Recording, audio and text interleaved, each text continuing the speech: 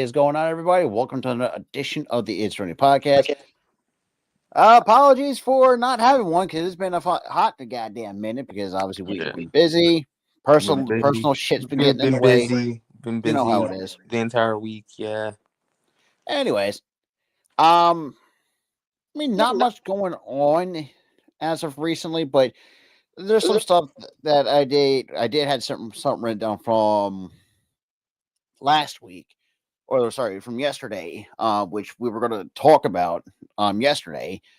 Anyways, but obviously for those who kind of lived under a rock or not have recently not watched, or have those who have not watched last week's episode of NXT, that Ricky Starks is now officially part of the WWE roster, part of NXT as Ricky Saints. And the funny thing is, it's kind of crazy. And in the beginning, bro, I'm gonna tell you this right now. I hated the name.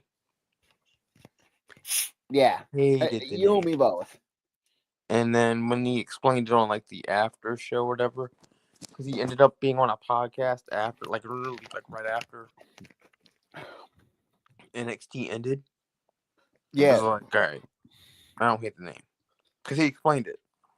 So yeah, so the quote, so he pretty much said that now formerly known as Ricky Starks said that the new name is going to closely get to Starks, saying, "quote I know a lot of people are going to be. It's going to take a lot of time for people to get used to it, and I respect that they care so deeply about me. They rebel against the name change, but at the same time, I am a product of New Orleans, and I will want to pay respect to that as well."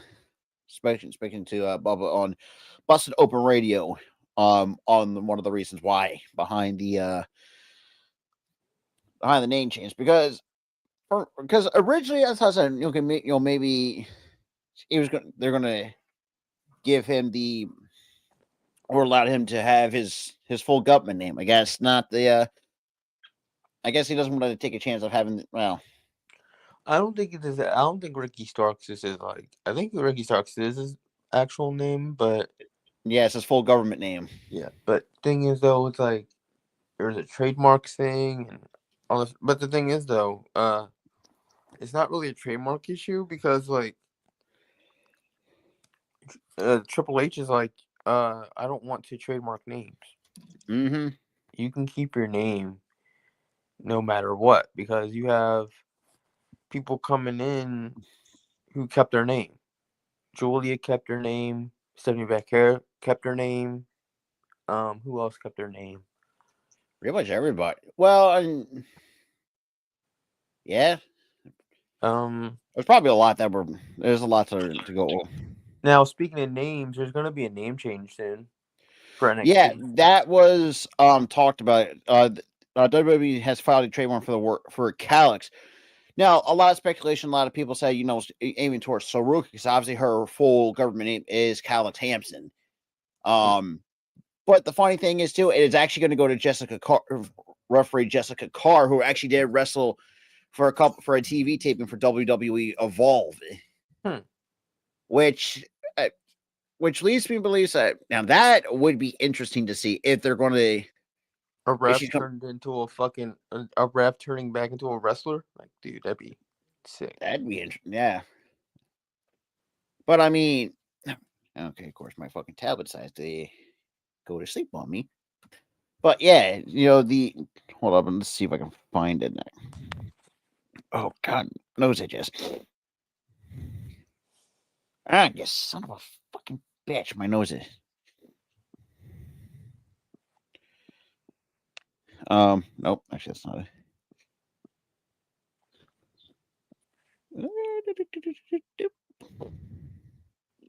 Nope. That ain't. No, but here's the thing, though. I looked it up. It's like the same spelling. Yeah. It just brings me to Saruka. I don't know if. Okay, so I did. Okay, so I did find this out. On February 5, this past February, WWE followed a USPTO trademark application for "quote unquote" Calix, leading to speculation that an NXT star was set for a name change. Saruka, whose real name is Calix Hampton, was speculated by some fans to receive the Calix name, with a comparison being made to Ruka's tag team partner Zario, whose real name um, is a one letter off from her real name Daria, which See, that makes sense because it's close to her real name. but the article also said, WWE sources claim to Fightful that the Calix name is actually for WWE referee Jessica Carr, who reportedly wrestled under a mask during the recent tapings for WWE Evolve, which, for those who don't know, that's kind of their. How do you explain that? Actually, What? I guess you could feature the. It's can't think of the word at the moment. I'm having a brain fart at the moment. But besides that, but 6 episodes have been filled with the new show, with Carr said to have worked a tag team match in the 4th episode. The report also notes that Carr was quote unquote already in the ring ahead of the match and didn't receive a traditional entrance. Before becoming a full-time referee, Carr wrestled on the independent scene from between 2011 and 2017 under the names Kennedy Brink and Jessie K, who she would also make a sole appearance on NXT in 2017 under the name Kennedy Lewis. I don't know about that one, to be quite honestly. I don't know about that either. I look where W. I ain't gonna question their WWE's method to their madness, but it is what it is. But I mean, shit happens. Yeah. But going back to the thing with Ricky Starks, though, because I think everyone is, if anybody has paid attention to the Busted Open Radio, that in a way, Ricky did call out a quote unquote, call some AW stars who quote unquote stuck their nose, well, mostly veterans, in his creative. I know one that I know pretty much that one that comes to mind is probably Jericho at this point. Yeah. Because well, you get the Young Bucks in there too, because they've been. I just feel like it's just more like Jericho. I don't know. Like, I'm not trying to like reach on anything, but if I had to put a huge guess on it, it's probably Jericho. And to be quite honest, like you could see, unfortunately for Tyler who couldn't see, got screwed with a reach. I despise fucking YouTube TV right now. Like, why would you region lock me? Like, the hell? Yeah, um, but yeah, like to be honest, I'm not surprised that Ricky Starks is calling anybody out without even name dropping. Which, yeah, no one. First of all, name dropping is a bad look, but at the same time, this is probably well deserved for that matter. But I know this is kind of like old news, like from last week. I wanted to get that out of the way. Because we didn't do an However, episode. Because we didn't do an episode last week, didn't we? no, yesterday. Sorry, because the news came out last week. Yeah.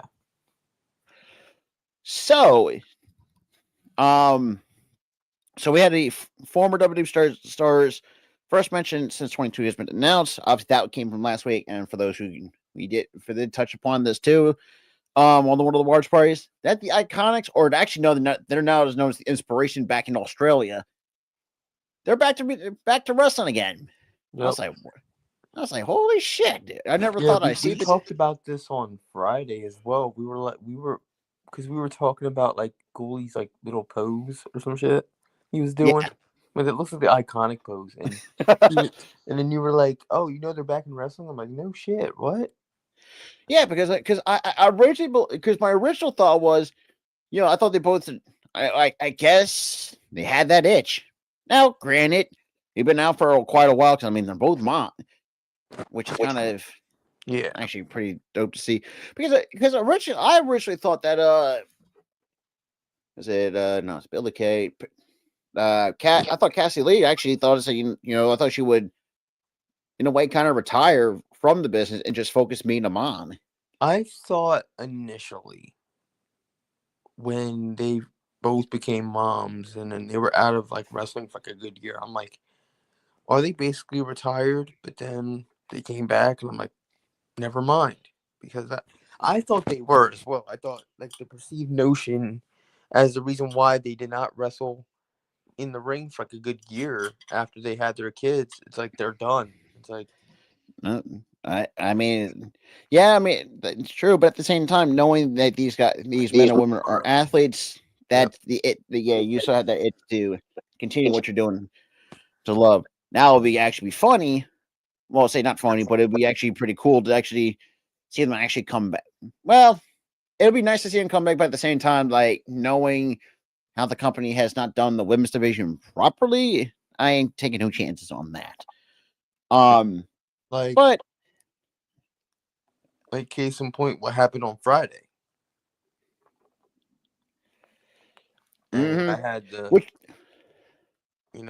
I was kind of mad about that, where they axed a match out of SmackDown, and it's like you only had one women's match the entire card, and apparently they still kept the Liv and Naomi. Well, actually, no, sorry, I'm an idiot. it was gonna be Liv and Naomi 1-on-1 on SmackDown, and they axed it for Tiffany Stratton and Candice fucking LeRae. Candice LeRae. I mean, either way, I ain't complaining too much because Either way, it's just one women's match on the card. and Now it's they're doing it right for Monday because they have two women's matches on the card. But yeah, because and I think that was the kind of reason why. Because excuse me, holy fuck. mm-hmm. But I think also it kind of leads me to believe that I think one of the reasons why the axe is because actually they want to just kind of just wait till Monday for the tag team title match, which quite honestly I could care. Well, I like the women that in the match, but the titles itself I could give two shits about because I Lord think oh my, they're fucking cursed. I'm fucking you ain't nasty. kidding. And knowing the fact once Jade comes back, we all know all hell is going to break loose because Jade's going to find real. Because let's be real, it's fucking Naomi. It's clear and There's fucking. no the huge tell that it's Naomi was when they showed the clip.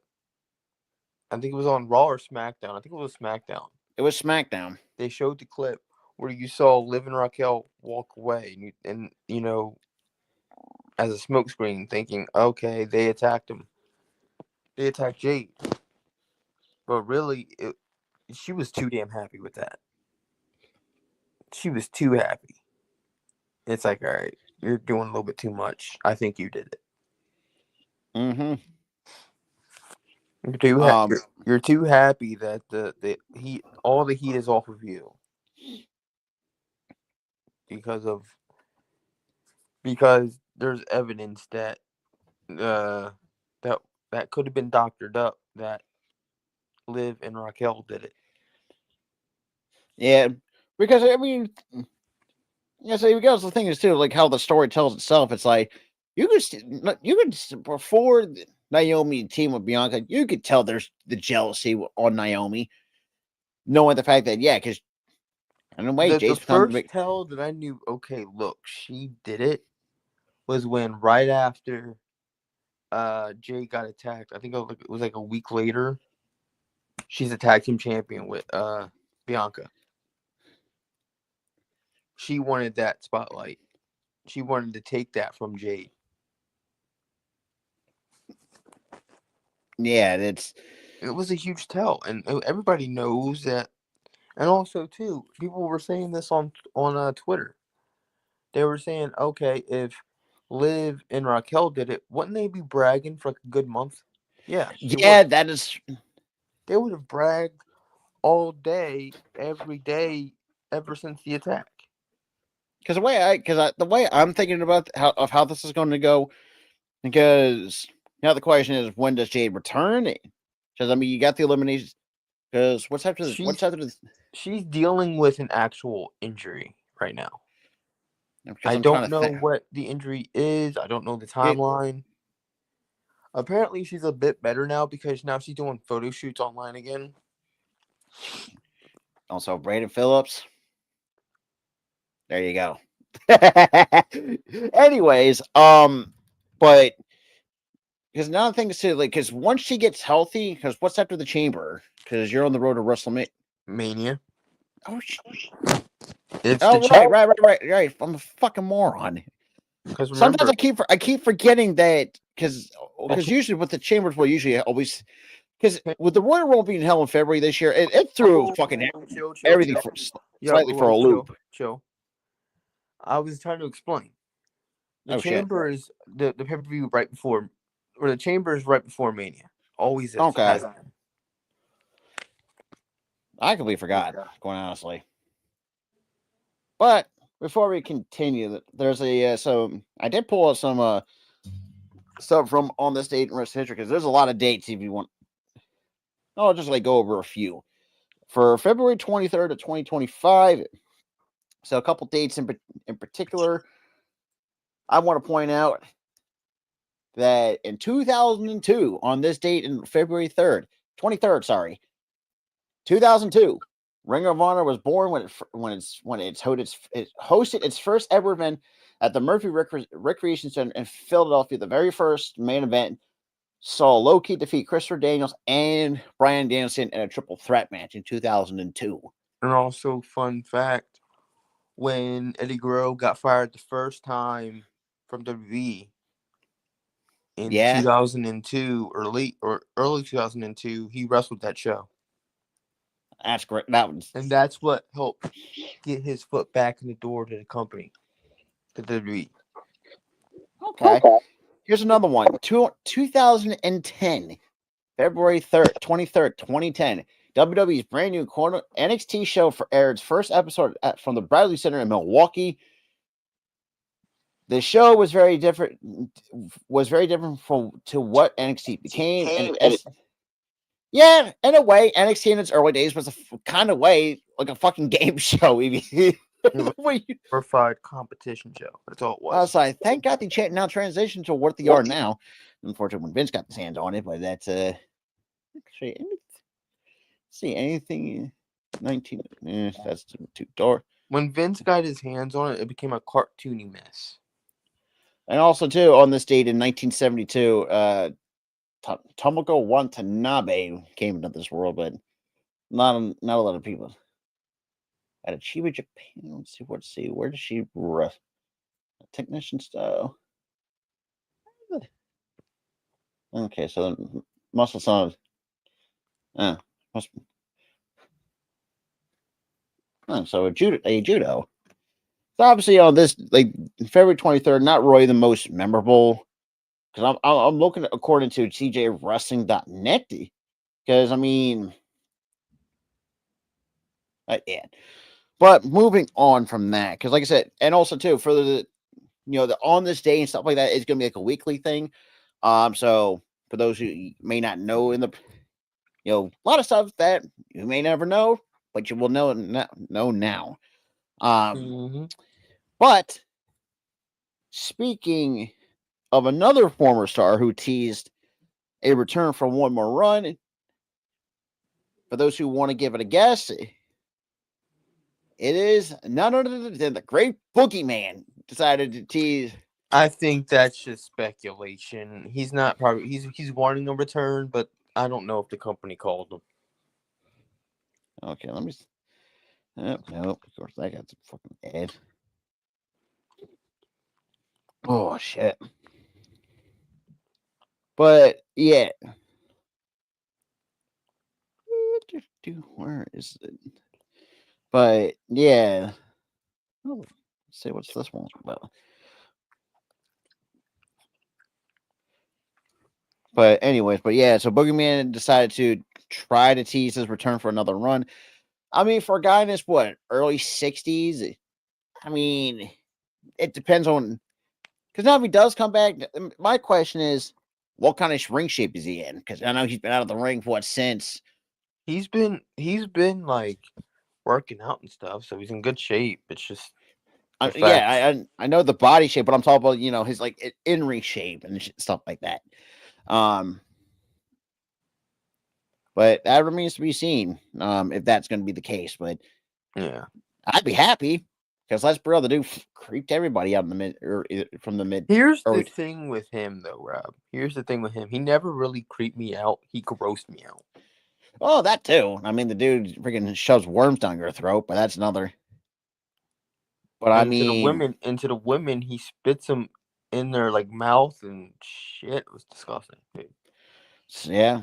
Also, he ate the mole off of what's her face's Yeah, of I Jillian think it might have been Hall. Jillian who I'm thinking Fucking, of.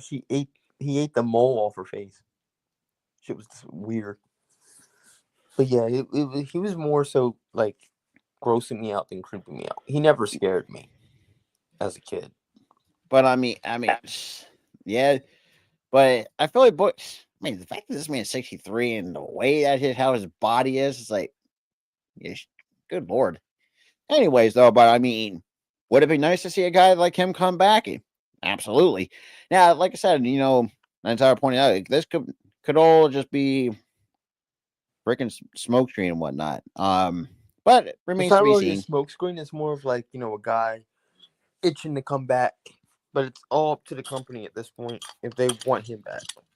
Yeah, but I mean, shit, there goes my eye fucking itching. That's a fucking eye boogie. Anyways, but nope, not that. I just and actually, that kind of goes back to another thing too. So we did have a bit of a contract update with Jordan Grace. Actually, this did come out yesterday, which thought Yeah. would have been interesting. Now, yeah, I know why a lot of people had their quote unquote complaints with her going to starting NXT, but Kyle Rumsey. I think their complaints are valid though, because I thought she was main roster ready too. Okay, so the update, according to the PW Insider, notes that Grace is under a main roster deal despite appearing on the NXT brand. The decision for Jordan to start out on NXT was just a creative decision, with the report noting like it's likely being done as a way to sharpen her skills before moving up to the main roster. Yeah. So I mean, I can see, on one hand, yeah, I could see why, but at the same time, do you want someone like super fucking rusty to go up in the main roster and look bad? Honestly, I wouldn't. But Hell, obviously, hell. Hold on, I'm eating, so I can't talk. But look at Drew McIntyre. People yeah, might forget this. When he came back, he didn't go on the main roster immediately. because I think He was on NXT for like what, a good year, and then he yeah, almost like went to 6 the months main to a roster in year. 2018. And also too, like I guess you could probably say the same thing with Ricky Starks. At some point. Ricky Starks, he does need a little bit of ironing out with the skills.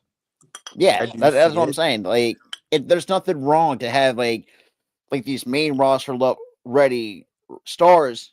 But you guys got to think is too. Ricky Starks has been off TV, not wrestling for God knows how long. And Jordan Grace, he was it the But run? you got to think too, he hasn't been out wrestling like he hasn't been like not wrestling, because like I've seen where AEW isn't booking him necessarily, but he's working indie dates. Yeah, So he hasn't been out of, that wrestling landscape. I think it's like in a way for him to get comfortable to be back on TV again. Because he's been off TV for a good year or so. So I think it's more so like the TV side of things where you have to get acclimated to be back. Goddamn. To be back on broadcast television. yeah. Because he's been off of it for like a good year. So I think that's the case. I think, you know, yeah, there's some things he needs to iron out and stuff like that. Get people used to him being in WWE, people getting used to that new name, see what he can bring in NXT. Oh, But with absolutely. Jordan, I think with Jordan Grace, I think it's a Drew McIntyre situation. Yeah, I could see. I could see. I think she'll be down there for a good year, right up. Because I think she's ready. I think she's more than ready to Yeah, get called but up. at I think first, I the because here's one the thing. gripe, but I do think the one gripe I do have about her, and I've had this gripe since she debuted on Impact or TNA Impact, was the promos. Yeah, the mic work still needs The a little bit mic of work needs polishing. a little bit ironing out. She's gotten a lot better with that. I'm not gonna lie. She's gotten way better with that. What? Also, I do like the work she's put in to change her like body size, like her body type, from like a Yeah, yeah. bodybuilder to a fucking from a power lifter to Delivered a to a bodybuilder. bodybuilder. I think she did talk about this too. It's like said the way that she was doing a lot because like the fact she being a yeah, you could tell like the way her stuff well, not say her style, but the way her body. I'm not trying to say it sound like a body shamer, but when you and she talked about this too. It's like her being a power lifter. It's like yeah, it's like it freaking hurts my knees and your back because when you're wrestling, yeah, I can see why. Now I feel like her kind of like just getting that lean, that I don't say bulk cut as a bodybuilder. Say, yeah, well, we all know the women's division is going to get fucking oof, Lord have mercy. Um, but yeah, it's like yeah, at first I could see the gripe because it's like why would you have someone like Jordan Grace, you know, couple of really good impressions in the Royal Rumble and go down to the NXT, which yeah, I get it. But you also have the thing is too, like entire it's they want to try to not say treat her like a next Drew McIntyre, but it's kind of it's tired pointing out it's like the similar situation and kind of Because see where Drew is now. I'm convinced of the fact that, but I'm convinced of the fact that Drew wasn't given an NXT contract. He was given a main roster contract, but he was sent down to NXT to iron Mm-hmm. out whatever he needed to get ironed the fuck out. Like, I don't even know if there was that much to iron out. Yeah, Like, he was good in the promos. He knew how to work the hard cam this time. yeah, that's so. That's another thing too. That's got to yeah. That's the probably for me. That's probably the biggest one you have to work on. Is like where the hard cam is. Yeah, he didn't know where the hard cam is his first run, so that was his issue there. And also, he was very green in the ring. But this time around, he wasn't green in the ring. He was awesome in the ring. And look at him now. Yeah, for a Fucking guy that was amazing. named the choice one in 2009 and to all you I had to think do was leave. I think he was the chosen one too early. Yeah, like he got pushed way Way too too early. soon. Way too early. I think give him about, I would say maybe about until like 2015, 2016, when he was in TNA and he was fucking killing it there. Like, dude. And then came back 2018 and to the main roster in 2018. And he's been killing it ever since. I think that's the thing. What's up, normal guy? And also like, Jordan Grace, she has some things to iron out as well, the mic work and everything, but she'll be ready by within a year, I hope. I say, given like if that's the case, say if a year passes, if everything turns out well, she goes to the main roster. I say give it about 5 6 months before they put the belt on her. Yeah, I see it. And now the now the question is, it really depends where they're going to put her. I would say they'll put her on Raw. Yeah, because Raw does need that another more star power in terms of the women's division. Not just that, not just that. I'm thinking of one match that would fucking hit, bro. Her and Rhea. Yep, I kind of that would hit. figured, which That would hit. that would That would hit. yeah. But also too, like, yeah, they need a little bit more women's firepower for Monday night because, like, you're having SmackDown wrestlers go to Raw on Monday. That's telling. Yeah, that's Like, I get it. The tag team titles are, for both brands and stuff like that. But, like, when you're having a SmackDown led, we have two SmackDown led wrestlers going to Raw, you need help with that, with the depth of that division. mm-hmm. Like, you really need help there. But, so I'd say she goes to Raw. Um, And plus, too, it also makes a lot of sense to have someone else. You can build someone else up for Rhea because it's nice to have a lot of the same people doing the same thing, but over time, it does get very boring. yeah. And that's no fault to Rhea. It's just the creative direction of the women's division on the Raw roster has, for lack of a better term, been shit. For like the last 2 years, it's been Rhea Liv. That's been your main storyline for the women's division on Raw. And yeah, Rhea Liv. And honestly, you can't really blame both ladies because, like, I don't blame who else do you either fucking one of them. have? I don't blame either one of them. It's like, dude, why do we keep doing this storyline for a good 2 years? It's like the bloodline shit. But also now, and then when it became clear of how bad the Raw women's division on the Raw roster was, like, now that kind of makes a lot of sense because, like, who else do you have? That's because, like, I think once Jordan gets there, you got her, Liv, and Rhea, and there's everybody else in the back of the line, so to speak. Well, actually, no, I take that back. I forgot. Son of a bitch. Oh, Roxanne. Oh yeah, I forgot Roxanne got called up. Yeah, Hello. Roxanne got Oh called my up, so god. she's there. But she Oh, has yet to make a name to where you're like, all right, she's a star here. You know, well, we'll find out. all we had was that one match last week. That's all we had. For me, because, like, we know how good she can be. Oh yeah, definitely. I mean, for her time in reality of wrestling, Ring of Honor is another place to check her out. But in terms of from the WWE side of things, I think her biggest test is going to come this Saturday at the Elimination Chamber. I think honestly, having her win and already being in the elimination chamber knows how much WWE thinks highly of her. Yeah, Like that, like dude, she was the youngest Ring of Honor champion. She was the youngest NXT Women's she champion. women's champion. She was the youngest person to go into the damn elimination chamber. What the hell? Like Like, I she's doing. think it just shows how fast that she can progress as a wrestler, and I'm Yeah, happy for her. I'm very happy for and her. honestly, like I said, give it about like a year or two, we're going to see the same treatment of Jordan Grace once that's all said and done. Yeah, Because yeah, now you got two new women come. Well, technically one so currently, but overall you can have two. That again, you could probably there's like you have make a case for both for Julia and Stephanie when their time comes. But for yeah. some reason, I think they feel like Julia and Stephanie are going to be put on SmackDown for whatever reason. That's where my gut is telling me. I think Julia will go to SmackDown. Yeah, I see it. for some reason, I can't see Stephanie going to the Raw roster. Stephanie will go to Raw. Yeah.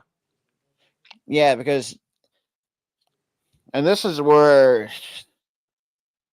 not just me and Tyler, but everyone else has been very critical of the creative process for the women. Um, have somebody else eh, have someone else book the women because look, I kind of feel bad for the women especially on the Raw roster. Mm-hmm. But it seems to me Triple H doesn't know what the hell he's doing 100%, 99% of the time with the women on this division. I know some that need a complete repackage. Not because the talent's not there. It's just like you need a complete character change. And perfect example to me, and I don't hate her one bit, and that's Candice LeRae. She doesn't move the needle. Well, I think she could be a needle. The thing is though, it's the fact that her character is just not working. It's not. Now, do I think she has potential to be a needle mover? Absolutely. Just give her something that people can connect to. Because, yeah, a lot of people can connect to the Poison Pixie when she was down in NXT. But having the scene, because a lot of the main people on the main, watching the main roster down, like, it probably question like, who the hell is Candice LeRae? A lot of people may never seen her on.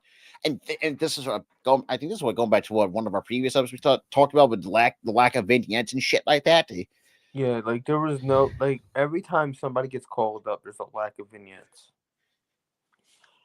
Now, I've even seen this with Roxanne, but really she doesn't necessarily need a vignette. People know who she is. Exactly. For those who kind of watch, reality wrestling or Ring of Honor, People you know what I know who mean? she is, but the problem is not everybody watches NXT. That's also a bit of an issue too. Because if you look at the numbers, like I get ratings don't mean shit anymore because of streaming, but like NXT maybe gets like 800,000 a night for Tuesdays, Yeah, and it's a little bit lesser since I can't watch it anymore. So, but it's like 800,000. and that's pretty much what the average. They cap out at like 800,000. and then like, you know, Raw's getting a good 2 to 3 million now because they're on SmackDown is Netflix, like a usually streaming at least two and service. a half. 2.5 to 3 million for Raw on Netflix because obviously it's Netflix and nobody has cable. That's also a problem. Um, Raw's getting maybe like 1 to 2 million. Which is kind of we kind of know what because that's what they usually average on the nightly Yeah. basis. And look, it's not saying 800,000 is not a bad thing for, especially for a small brand like NXT, for by any stretch of the imagination. It's just I feel like WWE has not really market. I don't think they. Well, I think they kind of do promote NXT pretty well. The events do speak for themselves, though. I mean, the way how they kind of do sell out, and the fact we're going to Cincinnati this week, which And the poor funny Tyler. thing is, and the funny thing is, I think part of the reason why they only get 800,000 is because of streaming, Yeah, and that's my thing. It's like, there's no reason that you will have a sellout everywhere you go for these bigger arena, pay-per-views, and it's like then you don't match that up with your ratings on TV, oh yeah, which I think it's because they're like on a network that barely anybody has, and like, yeah. I think that's where also the problem lies too. and also when you were on cable, you still had those numbers because again, nobody really has cable anymore. Yeah, because I think if it goes to streaming, I think that kind of does change the. Because I know, and I've seen a lot, and rightful complaints. Because when people don't have it, it's like I've seen, I've talked to some people where they actually had to literally illegally stream the shit like to watch it because because And they not mark just that, because of the Netflix deal being international, where all the brands are on Netflix now. Yeah, people like my buddy Zach getting a VPN just to go to another yeah country's like that. Netflix to watch NXT. Yeah, you got fans going to the extra distance because and that goes back to my thing. It's like they do market NXT pretty well. And yes, that also goes back to when they did have that partnership with TNA, which has been fucking fantastic ever since he signed that. Um, considering the fact that we're gonna get an X Division title match this week. We got the Hardys coming back. Jesus Christ! This man or the other. Also, guess what's gonna happen on the pay-per-view coming up? What sacrifice? No, not Sacrifice. The other one. What's the fucking pay-per-view? The NXT one that's coming up. Stand and deliver. Not Stand and Deliver. It's gonna be something else. Oh, that's Roblox. Their TV Roadblock. special. Roadblock. Oh, the TV special. I thought it was gonna be a pay-per-view. It used to be. They're gonna do Obafemi and Moose, but they're also gonna do the X Division title. Yeah. I'm Crazy. like, this man, he got shafted. I know. Don't fucking bring it up one more time, bro. But it's and it's really shows that I mean, case in point, call me crazy. I thought I do feel like this partnership is like a dress rehearsal from some of these wrestlers are coming from TNA and put it. I mean, case in point, Jordan Grace for the first time, and we kind of figured. Well, I feel like Jordan Grace was kind of the more obvious one because she kind of made it known that she was going to make the jump. Now the question is, are we going to see, a tag team like the Rascals can make the jump, or a guy like Obafemi? No, I'm sorry, Moose. Wrong guy. Sorry, I don't even know why you fucked that up big time. dude. It's like because the fact him and Obafemi are going to go 1-on-1, it's still on my fucking mind. It's like you got two big beefy men slapping meat. I won't be surprised when Joe Hendry makes this. Oh my god, dude! Our freaking watch party's gonna be fucking lit when Joe Hendry makes the fucking jump. No, I'm gonna completely on. All I know is I know this guy's gonna be a star in WWE because of the Rumble. How the fans reacted when he showed up. Oh yeah, That man, dude, the whole fucking arena was just singing the song. yeah. It really shows like if you may not buy into the gimmick, but the dude is fucking over as hell. Because took me 2 All weeks. right, you came in at the wrong time, Juice. What up, Juice? But speaking So obviously, people know and people love what Braun. Now moving on to Braun Breaker a little bit, people like what he's doing. But his Yeah. uncle Scott actually kind of talked to ESPN that his son Brock Rucksteiner has signed a WWE NIL deal. Well, I So know what Electra Lopez is doing post WWE right now. yeah, I did see that. Fucking YouTube. Hey, sure, you got fucking Indy Hartwell doing that same shit. Hey, have fun with it. Have fun with it. And YouTube's a yeah, fun little platform. so obviously, for those who don't know who Brock Rexiner is, that is the son of Scott. And I tell you, this kid looks like Scott. It ain't even funny. If we're having Minus the two goatee. football players who can run at you, I feel bad for the people who wrestle. Now, obviously, Brock plays college football for the Jacksonville State Gamecocks, but what Scott position? he looks like he's a kid's a Son running of a back. bitch. What the fuck? That's not two of them. Not two of them. It looks like Brock on the other. Well, he's lean, but he's not as big as Braun Breaker. No. But we're talking about a goddamn Steiner, bro. Another one. I'm gonna call it now. I would not be surprised if, whenever that happens, I would not be surprised if we get the modern version of the Steiner brothers, or in a way the Steiner tag team with Braun and his cousin Brocky.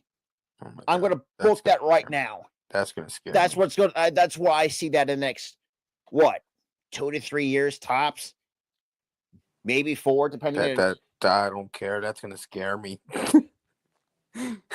That's gonna fucking scare me, bro. So Brock's brother Brandon Rexsteiner confirmed that his brother signed the NIL deal while doing an interview with Jim Barcelona. So he says, "quote So my brother, he'll be a superstar in WWE for sure. Growing up, I was the big WWE fan. My dream for me and my brother would both be to do the best we can at what we do, which for him was football, for me basketball, and then for my brother. I know he really wants to be WWE. He's signed an NIL deal with WWE.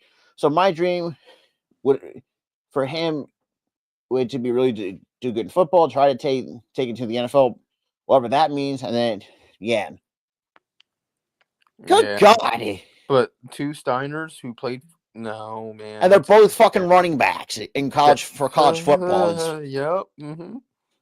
I mean, shit, you fucking Braun guy in his freshman year was a fucking linebacker. Let's fucking go. I'm sorry. I know this is not wrestling related, but did you hear about this, Rob? I did not. White Chicks 2 is coming. Since when did they make... Huh? I don't know that we're making a White Chicks 2. They Marlon Wayans just announced it on GMA. Oh shit. Yeah, let's go. The movie's funny as shit, but back to wrestling. But the fact that all I can say is, man, like who else are we? Like the fact that you already got Braun.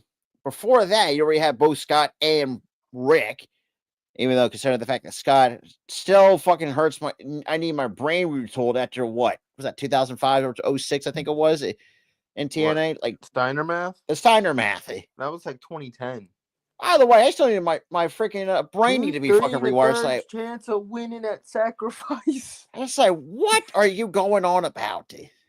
I sit there when I watch it, I'm like, huh? But well, I know Scott looks like has been in some bad segments, but the fact that a lot of, but I don't think he was a bad wrestler by any stretch of the means. I mean, if you go back to his early stuff, in his younger years, he was fun. It was just like he was doing like the reason why he had that bad run in 2002 to 2003 was he had a foot injury. It was kind of plus, it was also kind of hard to tell was cutting. Like I think it was kind of hard to really tell that he was dealing with an injury because he never limped. Yeah, because if you limped, that's a telling sign. Now it's and as man, I love Chris Van Fleet, but he also talked to, and going back to the thing with Ludwig though, Ludwig did talk about this too when he got speared by Braun. So yeah, he said, yeah, that hurts for a guy that's running at you 40 miles an hour. It's like, yeah, well, no shit, dude, you almost got broken in two when he caught you. Like, bro, like when Speed in the Rumble got the way they did, it looked like he got hit by a fucking car. And also poor Speed too. It's like, well, I said, never doing that again.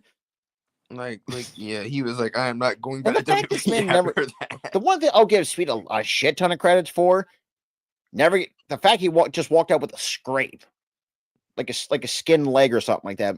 Yeah. And the way that how Braun hit Speed, the way that he did it, I think it was like, well, he's going to get a concussion or some whiplash. Yep. But I know that, and the fact that he walked away from that, it's like, well, that should tell you. Because knowing me, I'd probably just had the wind. I'd just be laying there dead. Yeah.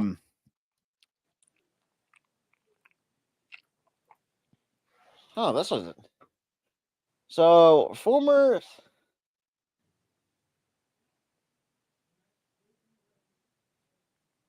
Well, this is interesting from Deborah. So former WWE star Deborah actually revealed her impressive post wrestling career. So she says, "Well, after I left wrestling, I ended up going to the University of Alabama. I reached a bachelor and I received a Master of Science in Criminal Justice from the University of Alabama. And I currently work for the District Attorney's Office in New Orleans, Louisiana. So it's been an interesting journey from wrestling to what I do now." Holy crap! That's cool. That's cool. But there's a couple more things too. It's like, in particular, I know this happened. This actually came out about 5 hours ago. So Ryan Nemeth Ryan Nemeth, currently the brother, and I think also the tag team partner of Nick Nemeth, sues AEW, Tony Khan, and CM Punk alleging assault and breach of contract. How do I that man's gonna lose that damn suit. Because he's another one crying, "Oh, I feared for my life because Punk." So Nemeth's complaint started back in April 2023 and went on for a few minutes, and also said that Punk threatened him in the locker room after Nemeth tweeted that Punk was a quote-unquote saltiest wrestler alive. His complaint went straight to Mega Parrot. I'm not going to. Sorry to this person. I know I'm butchering the name. Mega Parakick. Apologies for that. Who at the time was the AEW chief legal officer. The lawsuit alleges that on June 21st, 2023, Punk assaulted Nemeth in the locker room, yelling at him and asking, "quote, do we have a fucking problem? Do we need to step outside and handle this? Like, man, to be honest, I'm 50. I don't see. Look, I don't know Punk personally. I don't know what shit's going on behind the scenes, but I don't see Punk being that bit of that. I don't see him being that big of a dick. I don't. Now, does he come off look like an asshole? I mean, sure. I mean, I think that's pretty much what happens when you get in your old age. You do come off as a complete asshole. But Nemeth said also in the lawsuit that nothing was done to Punk, but he was benched over for 2 months after Punk was fired from AEW. Tony Khan was quote unquote heartbroken that his idol, that is Tony Khan, that is a load of bullshit. I'm sorry, but you two, the fact that you were quote unquote heartbroken, that's a load of baloney I ever heard. You say, "Oh, I felt," dude, you're like what, 5'9", 5'10", like $165 soaking wet, and you say, "Oh, you feared for your life"? Get a grip. Sorry, I know I had to go on that bit of a tangent rant. And we saw the fucking clip because they aired it on TV because they're petty assholes. Yeah. They aired the fucking clip. Yeah. And guess who fucking started all this shit? All Punk fucking did, choke out Jack Perry because he was starting this shit. Yeah. And then after that, We didn't see him jump the freaking desk of Tony Khan's and try to take out Tony Khan. Like, we did not see that. And this is the crazy thing too, and this has been like a common pattern within the AEW. Because anytime when everyone is leaving AEW, and if you have not paid it, call up, and probably for those who are wondering, what's the pattern? The pattern that I'm talking about is how this company will try to somehow trash your fucking name. Case in point with Punk, um, uh, we've seen it now with Miro. Malachi Black has been quote unquote getting his name slandered, try to prevent him getting another job anywhere. Like, this is what AEW does. And same with AEW and Tony Khan do. They would try to find a way to make you look bad because knowing that you're going to the better product, better I'm not going to call it competition. You're going to go to the big leagues. Because let's be goddamn real. I think also Booker T talked about this too. Like, and Booker T knows this better than anybody. Like, knows what it's like to working for a dying company. This dude had to sit through, like, being GI Bro and whatever the fucking band of misfits that was going on in WCW in the early 2000s before that shit went under. He knows this better than anybody. Yep. And I don't know what he said exactly on his podcast, but he said, if WWE, not WWE, but if AEW doesn't straighten their shit up, and we've been saying this for the last couple of years, like, they become WCW 2.0. Mm-hmm. Like I said, because let's be real. After 2019, was it after what? No, I'm sorry, take that back. Was it 2021 or 2022? I think it was after one of those 2 years. Like, that's when you see, like, the shift in the quality has not been there. Yeah, you cut a lot of shows because they were drawing shit. Honestly, the fact that you kept somehow Collision still staying around is fucking mind-boggling at best. All this started after Punk left.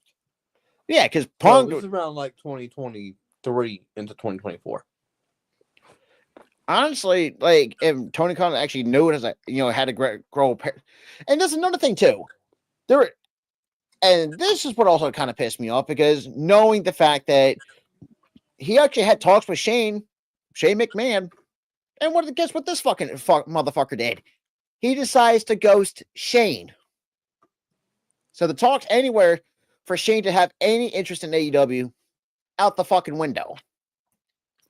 So now that leads me to believe that, look, I don't wish any company to go under, but for some reason, if AEW does go under, Tony Khan's the first person I'm blaming, because you have wrestlers that want to leave and seeing how they're better treated elsewhere.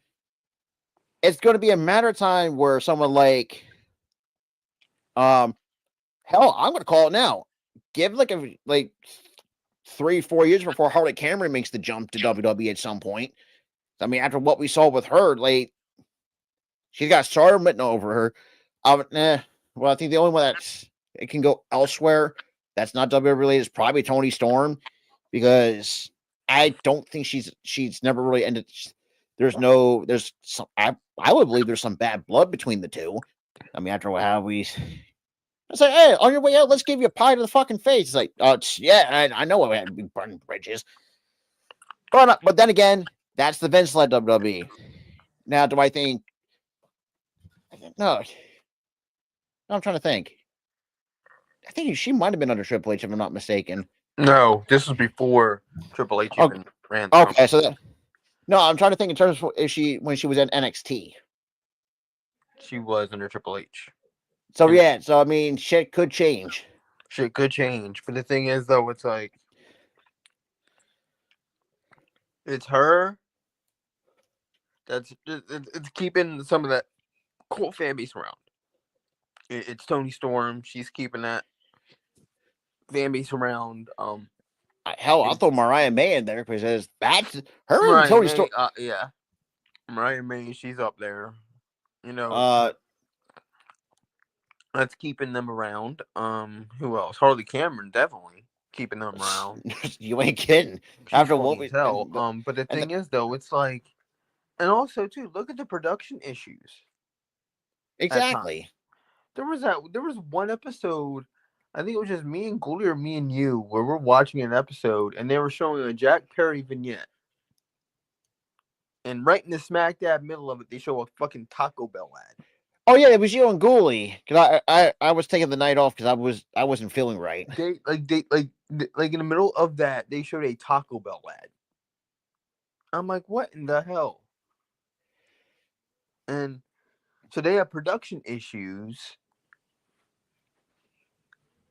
Like I wouldn't be shocked if they keep this trajectory of going down the way they're going down this path of being petty, lawsuits. and yeah, the fact you're going to be trashing your talent's name so they won't get jobs anywhere else. Like also case in point too, Ricky Starks before he went to WWE, he was going to work a GCW show. AEW went, no, you yeah, belong to pulling from us. 2 dates, like that's like Took 2 dates. And the thing though, if they're going to be petty assholes like that, I feel like within 1 or 2 years, they're going to go AEW's dead. under. AEW's dead. And it's sad to say because it's like, and honestly, I feel bad for the talent that are there. Chris Statlander, Orange Cassidy, hell, the fact Artie Cameron, Tony Storm. I mean, the names. Because if let's just say, okay, I want to put this in the hypothetical. If AEW does go under, I can see Will Ospreay going back to New Japan. Because I don't know, because he's taking because he's not getting a job in WWE anytime soon after what we seen from him, and shit like that. I could see both Harley Cameron, Mariah May. Now, if you want to reload the women's division, especially on the Raw side, I would not be surprised that Tony Storm goes back, Mariah May, Harley Cameron. There's another one I'm probably drawing a blank up, but it'll come to me in a bit. But all we're saying is like, for the talent, I'm sorry you had to go through this shit. I really fucking do. The thing is though, I'm not hating on the talent of AEW. There is some incredible talent in AEW. And it's just unfortunate. They're just put in the really bad spot. They're put into a bad spot all the time. Like also too, like people were just like, oh, AEW likes to do flippy shit and all this other shit. And I agree with that too. They do tend to do a lot more acrobatic That shit. no selling shit. Also, the no selling turns me off. Like I literally turned off AEW because Shibata no sold. I'm like, I don't want to see that. Now, if it's a big dude, like a Powerhouse Hobbs or a Wardlow or a Big Lance Bill, Archer, I'd be fine with no selling. Yeah, because it makes sense. It makes sense. They're monsters. But a guy of Shibata's size, no, I don't. No, dude, I don't want to see you no sell. Call me crazy. And I can see why, Penta actually, because I don't think really Penta talked about this, but if I had to pick Penta's brain, knowing deep down, say, yeah, I got to get the fuck out of here. And we'll see what WWE's doing with him now. I mean, consider the fact that this man has a broken fucking bicep for 3 years. That's a lot of commitment to do that. But it really shows that you got just grown children running the asylum, which doesn't help either. Because if you actually had actual executives to run the company who know how to book shit, I think shit will be different. But the problem is, am I going to have hope for that? Probably not. And it sucks for all the talent that's there, and stuff like that. It's what else there to say? But anyways, couple more things before we wrap it up here. So Miro has been in the news as the last couple hours, like day or so. Made his return to the ring in Qatar, which is interesting when I first read this. So Corner Colin Vasso, who actually did put this out around lunchtime. So Miro got back into the squared circle yesterday, In his first ever match in over 13 months at the Qatar Pro Wrestling event Super Slam 3 in Doha, the former United States champion and AEW TNT champion took, oh, for crying out loud. Guess who his fucking opponent was? Who? The current AAA Mega Champion, scumbag Alberto. Why is he still champ? Why is this bum still champ? Oh, God, I'm about to sneeze. But, took on Alberto, even though they kind of, okay, there's a bit, Alberto El Patron, even though they have it as Alberta, in one of the matches that were taped for a show that will air on Triller TV on March 2nd. He has not wrestled since, Miro has not wrestled since December 20th, 2023, defeating Andrade, which, yeah, and that's been kind of where a lot of us wrestling fans have been kind of questioning AEW's usage of Miro. Now, I won't be surprised. Well, then again, honestly, I will not be surprised if it makes the jump back. However, I would not be surprised if we're going to hear Rusev Day chants break out,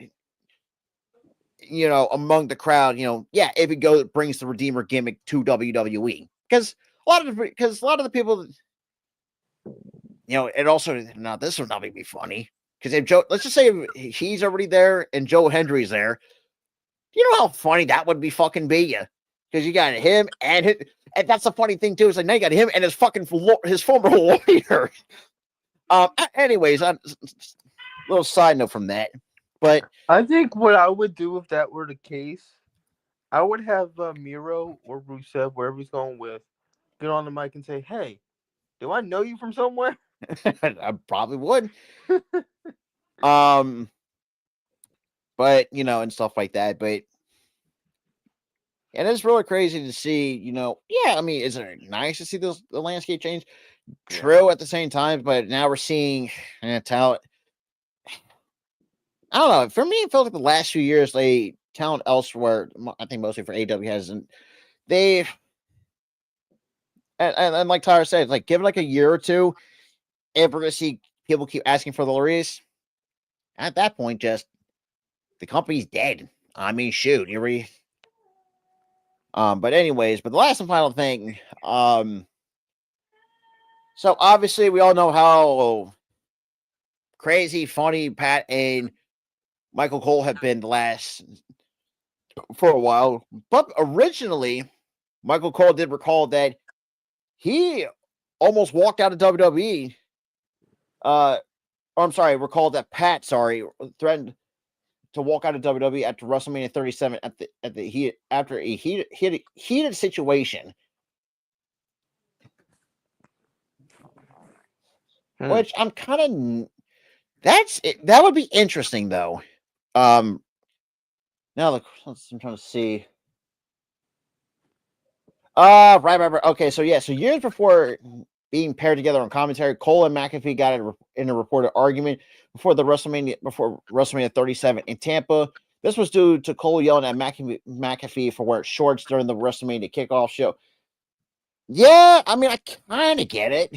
But he says, quote, with Pat, it's different. Pat and I are really good friends. He's always been a wrestling fan his whole life. I mean, the dude knows how to yeet all over himself and shit like that. But I kind of get it. Like you need to have and now, God damn it. I'm not reading all and he just says, where he had wearing shorts and stuff like that in front of everybody, which was my bad, saying quote, what the fuck are you doing, dude? You're in fucking short. Now, it is weird when I watch that episode, just hearing Michael Cole drop the F-bomb is like, yeah, that's uncomfortable to fucking hear because dude's been PG over his life. It's like, oof. I was like, but I kind of get it. I kind of get where he's coming from. Saying it's WrestleMania, Stephanie's there. Unfortunately, who's there. I'm dressing down, said, on all these people, and said, in the moment, I didn't really think about it. Then he stormed off. And I'm like, where the fuck you're going? I'm not doing the show. He goes back.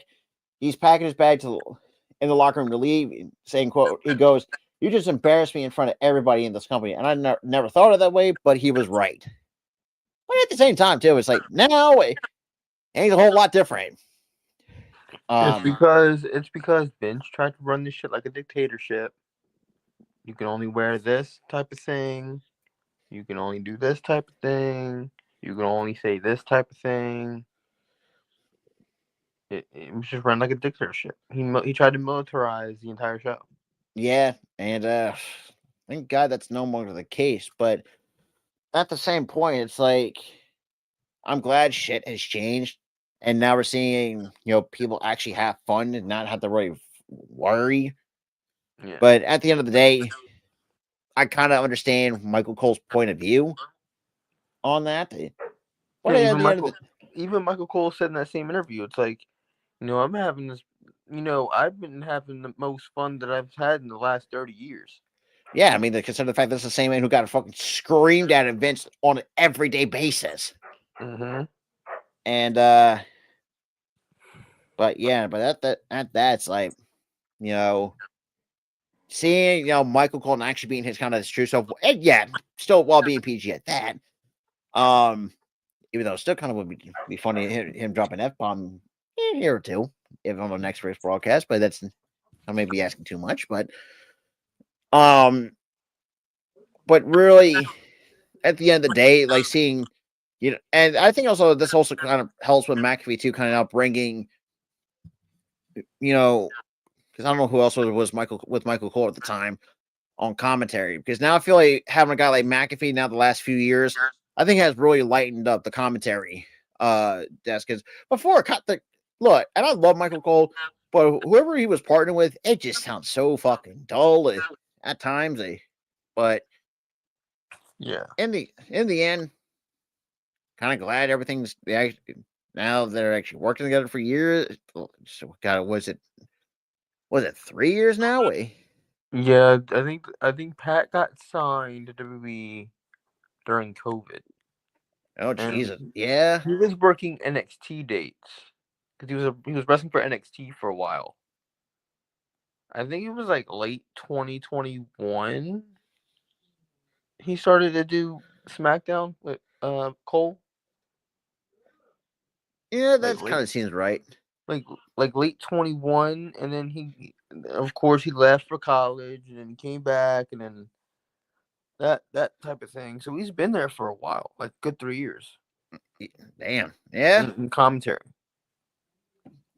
But at the same point, yeah, but like I said, not really much going on in terms of wrestling news this week. It's not really one, because I know some of it has to be rehashed and whatnot, which we had talked about as well.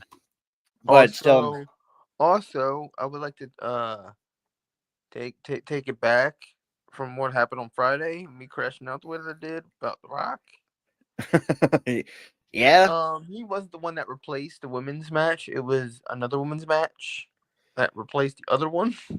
I mean, especially for the women we love it. But I I mean, mean, look, I can't really hate it, but the thing is, though, it's like, what was the point? yeah, And then you're like, oh, they got a tag match on Monday. They don't want to get them yeah, hurt. yeah, and live up to the reputation that the tag belts are still cursed at the end of the day. Yeah. But that being said, that's going to be episode 86 of the It's Rolling podcast. Like I said, not really overloaded this week because it's been a while, and two, some of it's just rehash of what I had written down the night before yesterday. So Yeah, that whole thing. It's just a rehashing. But then also, there's nothing really that came out this week. The only thing that really came out was the lawsuit. uh That's all that really happened. There was not yeah, really. that's been, but yeah. But that all being said, if you guys need to make sure hit the like button, hit the subscribe button, make sure to ring that notification bell. That being said, this is Robert and Tyler from the Sports and Wrestling Connection, and we'll see you guys tomorrow night for Monday Night Raw. Good night, Peace. everybody.